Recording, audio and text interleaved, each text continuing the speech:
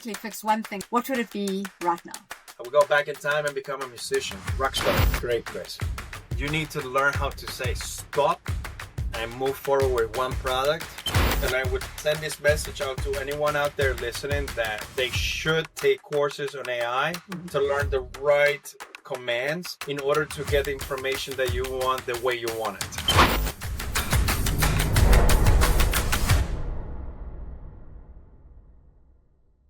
Welcome to Raw AI Solutions. I'm your host, Denise Powell, and today we are joined by Marco Antonio Soriano, the CEO and Chairman of the Soriano Group and Family Office. So welcome, Marco.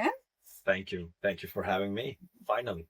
It's great to have you with us. Hopefully no technical challenges today. For listeners who don't know a lot about you or your company, would you mind sharing a little bit about that? Sure. By myself, I've been in the sector of mergers and acquisitions in 3 different sectors, specifically automotive, telecom, and real estate. I came out of Goldman Sachs, the World Bank at some point, Merrill Lynch, and now I'm basically the chairman of our family office and family corporation. So that's 25 years. Thinking back, it doesn't seem that it's been that long, but it's that long, and it's putting me in a position where I can select investments better and help run companies or coach executives in a better way as well. That's brilliant. Nothing can account for experience, that's for sure. So there's one thing I ask everyone before we start. Tell me something unexpected or surprising that you've learned as a leader in the last year. The last few years and the last year alone, I think the challenges that I've seen so far would be, be certain on what decisions to make with your investments, considering the geopolitical landscape that we're under right now. So how do you make better assessments? How do you prepare? How do you have a plan B, C, D? Because you have to have all these different plans of, So how do you do it? In my specific case, I'm probably market researching every day, and I'm producing reports probably every month to our partners so that they see that I'm leading the industry with knowledge of what's happening worldwide. It's a lot of research, and that is key. Research. Well, I get these. I happen to have connections with all the banks, so I get the reports. A lot of the analysts that they are doing this work on a day-to-day basis are producing all this wonderful information. It's really the timing. Do you find the time to read all this and compare them, and it helps you, make this better assessment. When you are today, another problem is if you are geocentric. For example, investors that always or only invest in the US, then your vision is here, but you have to see the whole panoramic view. And I think that's some of the reasons that some leaders or some business owners tend to miss the train. That's very, very true. I think, with AI coming up, AI will be picking up a lot of that and producing reports, but you still need human interaction at the end of the day to actually read them, understand them, and filter out what isn't actually accurate as well. Yeah, AI is great. I love it. My kids don't love it so much, especially my one kid, which really surprised me. He's a 16-year-old that says that AI is the end of the world. But, I see a lot of benefits with it, like anything else, that are algorithmic, the programming that they need to be fixed here and there. Yeah. So it depends on how you use it. And then there's multiple courses now that leaders or executives can take so that they can be experts on AI as of today, because that's going to be changing very soon now. It's like programming. Not everybody has the time to learn programming or the languages that are used for these systems. But I think every CEO should have at least an idea of what systems they're using in their back end, front end, and middle end, and in their offices. Absolutely. I fully agree with you there. And I think AI is changing so fast with all these new technologies coming up. It's really hard to stay across all of that. And if you do a course today, in 6 months, it's already outdated. There's more technology coming up. Also incorporating these technologies or integrating these technologies with your existing systems. A lot of them are streamlined. Like if you use Gmail or Google Suites or whatever, you don't really have to worry about it. They are doing it already for you. But in terms of cybersecurity, how are you really aware of what are the cybersecurity issues that potentially you can have in your company. And then this is coming from somebody who's been hacked several times, and it keeps on happening. And the guys on the other side of the table that are doing these things are very, very smart. So how are you preparing yourself for such things is always the question. Absolutely. And it's one area I find that a lot of companies should be spending a lot of their time and attention towards, and they're not. But I think the more AI gets out there, the more automation comes, the more hackers are going to be out there, the more we need to make sure we are covered in terms of cybersecurity and compliance. Yeah, absolutely. I mean, what are the procedures that you have in place? Who are the people that your employees? If you lose your director of IT, what happens? Your whole company just falls down. So we have to be very careful with who we employ, how we train them, how much access you give, even internally, your employees to manage information, communications. And it takes a lot of time. But you know what? If it's your company, if it's your baby, you're on top of it. It's just like having a kid. You got to know everything they're doing. Absolutely. And you've worked in some highly regulated sectors.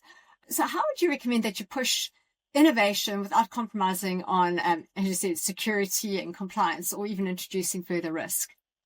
Well, from an engineering perspective, because we are in the automotive sector, we are an OEM, so we start always with designing product development. At that point, you're not really considering any of these factors. When you start considering this, when you start prototyping, because prototyping is your first product before you get to market, to have a pre-series of anything, and then you do an industrialized manufacturing product that you can actually do in high volumes. When you right in the middle point is when you need to make an assessment of security compliances, any type of issues that you may have with the sector. I'll give you an example with e-mobility right now. In Europe, capital cities in Europe are forcing, in a way, or enforcing that within the next few years, you cannot even drive into the outer rims of a capital city. Today, you can't even go into the center of town anymore. Wow. And it's expanding into the B area. So it's, I don't know if you're familiar, but the way European cities are built are A from the outside, B to the C to the center of the towns. So the center of the towns, nobody can drive into unless you're electric or hybrid of a sort. That's already expanded as of this year, 2025, to the B area. And in another 3 years, it'll be the C area. So this is really in Europe, at least, taking place. So are you building automotive? Are you building motorcycles or any type of mode of transportation that do not comply with those politics? Because if you are, then the consumer is not going to be able to buy and enjoy these products. So you need to think 5-10 years from now as you're building this out. Yeah, or to have a short product life, that's for sure. Yeah, or you just keep it in that garage and that's it. You're not going to be able to do much with it. Or you are so rich that you get fined and whatever. You pay the fine and keep going. Exactly. I've done that. When introducing all these new innovations and that, how do you maintain momentum without having team burnout? Boy, that's a great question. So motivating, and this comes down to cultural awareness. Because the teams, for example, in the US and the teams that I have in Europe are complete different mindsets and the way they get motivated. In the US, and I give you the example from our perspective, in the US, if you share the big view, the big panoramic view, they are more engaged or more incentivized because they know that whatever they're doing is a big part of that big picture. Yeah. Where in Europe, if you show them the big picture, it creates paranoia. You know, the people go into what? How can we do this when we're doing this? So they don't connect big picture unless they're doing things step by step. You know, so you need to be aware of that as a manager. You know, how to motivate the team, how to incentivize them, how to continuously train them and get them to the point where they're more autonomous, independent, and you don't have to be micromanaging at all. So these are two different styles that I've learned in the last 10 years, especially during COVID times when everybody went remote, and then you're like, okay, how do we even manage people at home? Because you don't know, we all have our habits when we're home, sit on the couch, we sit in the bed, we don't even get dressed anymore. It's just everything changed. And it's sort of still like this. Yeah. And I also think it's a mindset, especially in Europe, as you said. I think people are afraid of change as well. No, well, number one, no one likes change. But number two, with whole AI adoption and automation, I think people are afraid their jobs are going to be at risk. And if they do embrace it, that in a year's time, they might be out of a job. So the level of jobs that we're talking about, and automated systems, for example, with robotics, when you can have a robot clean your house or put together a part for a vehicle, it makes all the sense in the world to for a manufacturer to have those systems in place. You know, Oh, yeah. ultimately human error, and I deal with suppliers that make parts for me. And I just give you another example, like the motorcycle that we make has over 1,000 different parts. Yeah. So I don't have to deal with 1,000 suppliers, but I have to deal with a handful of 100 of them. So how often can you talk to these people to make sure that they do not make any mistakes that will set you back in time and cost you double again, because this is how it is. So having a project manager in place is very important for this type of work. And it's actually interesting because in emerging areas like AI and robotics, exactly as you're saying, is where do you find the biggest talent gaps are, and what are you doing to address that? Ooh, man, you really are onto something today. Sorry. When it comes, that's great. When it comes down to finding talent, you can do it in a number of ways.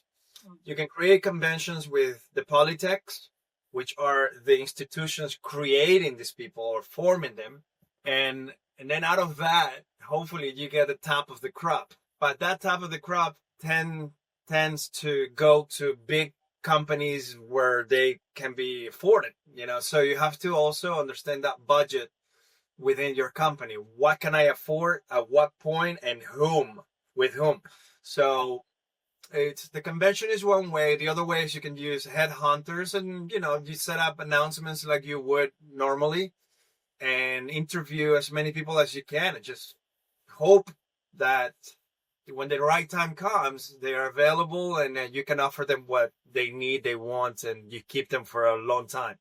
Yeah. Something that you already know in the US, you don't keep employees for more than a couple of years. If they're always going to try and find something better. Whereas in Europe, you're probably looking at a long-term relationship with the employees because of the labor laws and all that. So that's another thing that you need to be aware of, labor laws. Yeah, absolutely. Sheesh. Yeah. Especially in France. Great place to work if an employee. I take it you're living there. Well, all the Mediterranean countries are, labor laws are very complicated to navigate. But once you get through it, I suppose you can. Anybody else could. Yeah, absolutely. So tell me something. If we go into legacy systems, so I'm changing the subject completely now, and how do we introduce new technology? How do you avoid disrupting the core operations tied to those legacy systems, especially with all new technology coming out, and there's massive legacy out there at the moment? Okay, great question. You need to learn how to say stop and move forward with one product, and then version 2 comes next year, and then version 3, and so on. Because if you are the kind of person that every month you will find new technology that is amazing for your product, you will never start a production.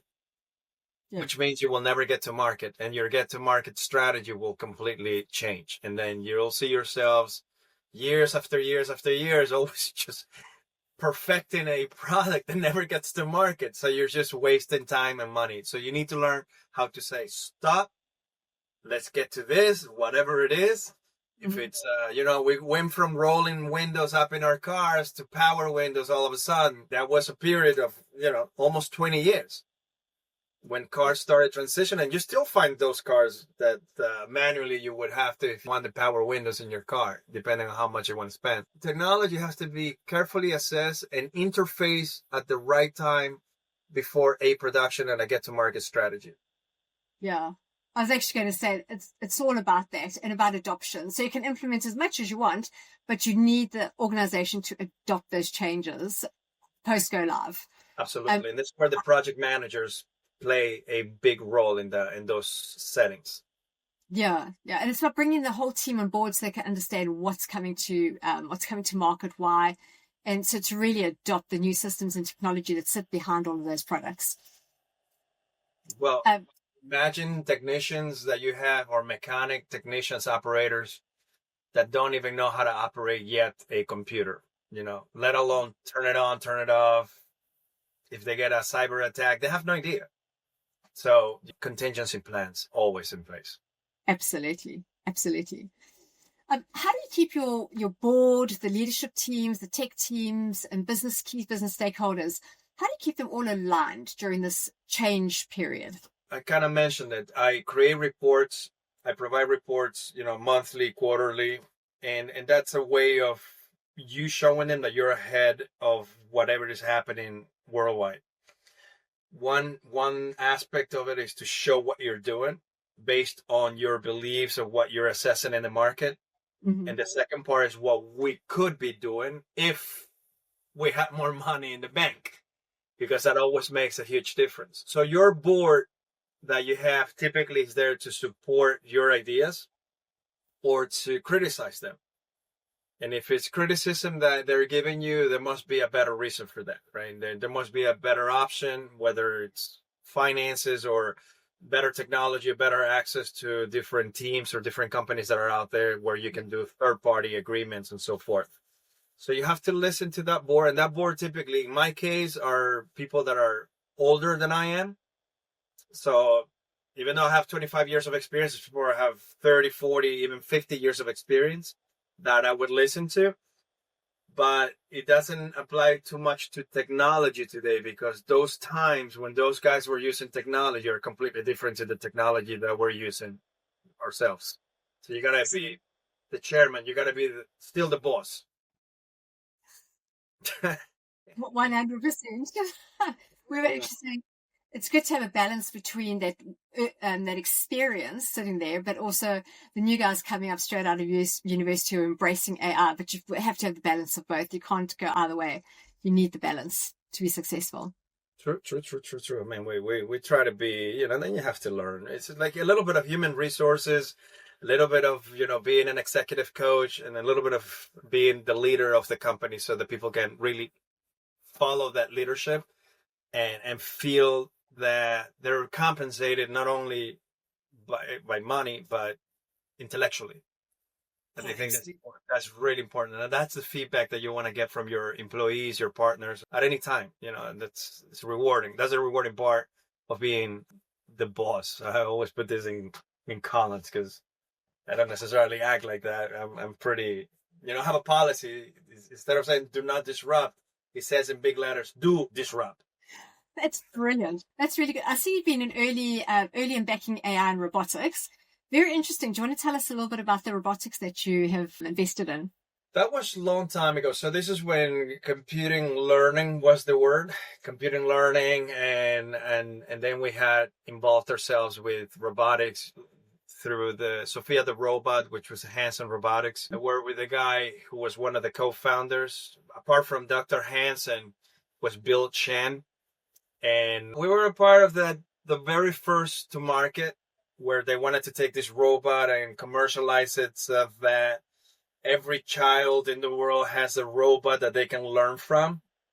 But it was very investment intensive, and we couldn't break through that market, unfortunately. But that system is the underlying base of a lot of the AI that you see today. So we're proud that we're the first movers, but we're not proud that we're not making the trillions of dollars that that industry is doing right now. You laid the backbone, which is great. Somebody's got to lift the heavy weight. Exactly. But how do you ensure that those new innovations like that are guided by responsible governance, especially in the AI sector?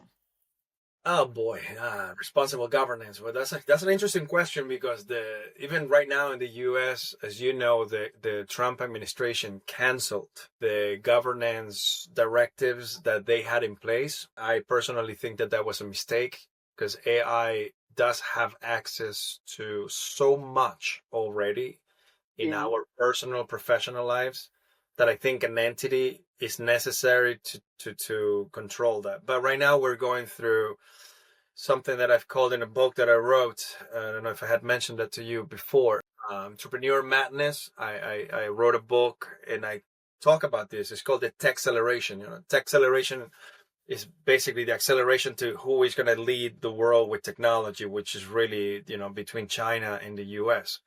How I monitor this is by looking at the patents that are being filed year to year between both countries for their existing technologies. So as of today, China is leading the world. They're probably filing over 400 patents more than Europe, but the US is at 300, so they're very competitive. So these things that are happening are not by chance. This is part of the tech acceleration and all the different compliances and regulations that will be imposed. But hopefully, if we do it now, we're smart enough to do it now. Well, we can probably prevent a lot of technological crises to come forward later on. But right now, we're not in a good position to understand how AI it can really, really cause damage to our governments, to our stock market. Because if you have robots trading for you, then what's the need of people? And that could hurt a lot. I'm just not Dr. Doom here, but I like to always think about the potential risks that could happen and how to prevent those moments by making wiser investment decisions. I could not agree with you more. And even right now, the current AI that's out there, AI technology that's out there, it still gets glitches and you need human intervention. And when it does come to like trading, etc., if there's glitches, they can have monumental effects and impacts. So yeah, we do need that governance around there. I fully agree with you. And unfortunately, I think we might realize a bit too late.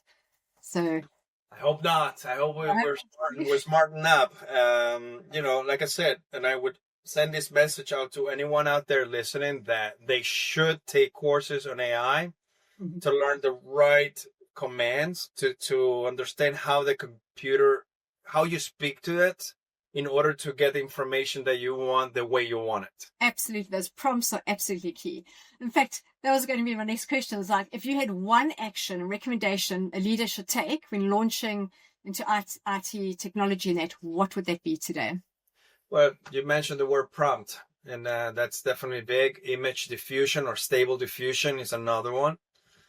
That's basically when you're creating images or videos or anything that is AI driven, when you're commanding it with prompts so that you can get information that is data abstracting from the different sources in the internet. You want to be able to write the exact command that is needed, because what happens is the majority of people that do not know how to do that, they're making the mistake of writing the wrong commands.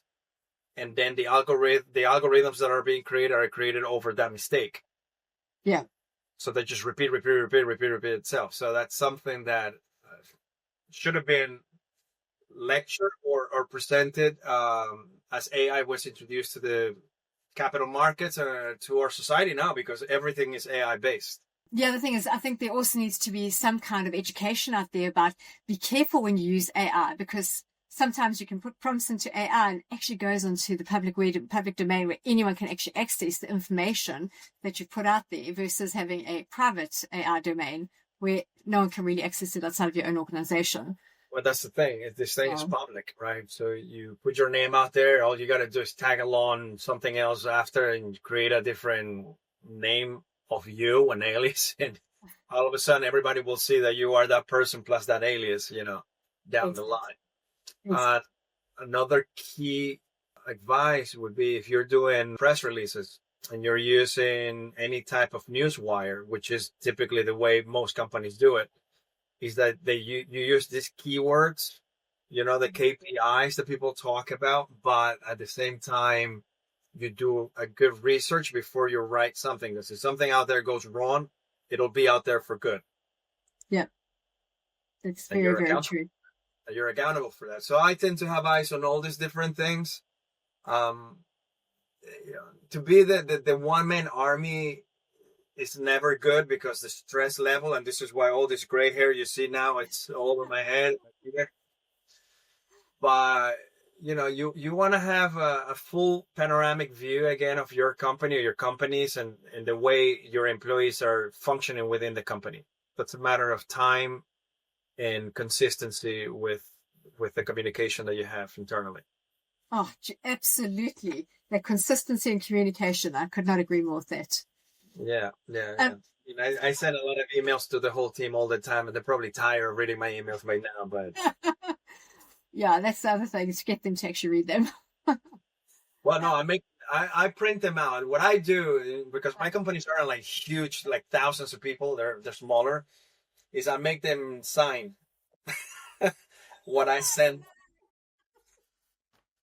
I make them sign, and then I put them on a bulletin board, and I know they read what I wrote, and it's a way of saying, okay, I warned you, or I told you about this specific policy or politic within the company. So nobody reads the manuals anymore. That is true. Like I said, you're accountable. Can't say you didn't see that. Yeah, it's about accountability. You got to build responsibility from within the company, and again, every employee comes with a different personality, a different background, a different cultural background, language, whatever it is that influences the way they work within your organization. So you need to establish your organizational culture. Yeah. And that's why not every company in the world is the same. And you know this, right? There are companies that are great to work with and other companies that are so-so and another company that you will never step your foot in.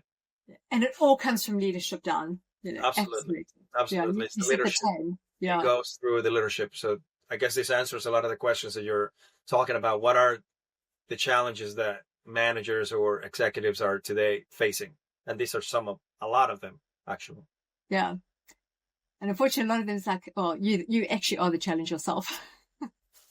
Well, yeah, you want to be, when you talk about being an influencer, and in the context of old school influencer, is that you are that person that truly incentivizes people from within and motivates them with leadership, not because my TikTok account or my Instagram has, I don't know, 100,000 followers. I mean, that makes no sense to me. I know from a marketing perspective and a business perspective, it does if you're doing selling products or whatever, but for these specific roles, where you are the owner, the executive, the chairman, of so on, it is important to be that influencer that opens up the doors. It has an open door policy to anybody who is part of your life, your business.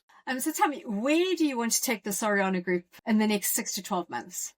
All right. I'm going to make a joke. If we go to Mars with Elon Musk, I want to take it to Mars, but that's not going to happen. So now, listen, I'm all about legacy. I am a fourth gen family corporation and family office. And I always say family corporation and family office because they're two different things. I love for our children and the kids, which are about 13 kids in our family, to look forward to working with the group and continue this legacy down the line by creating new companies, new ideas, and so forth.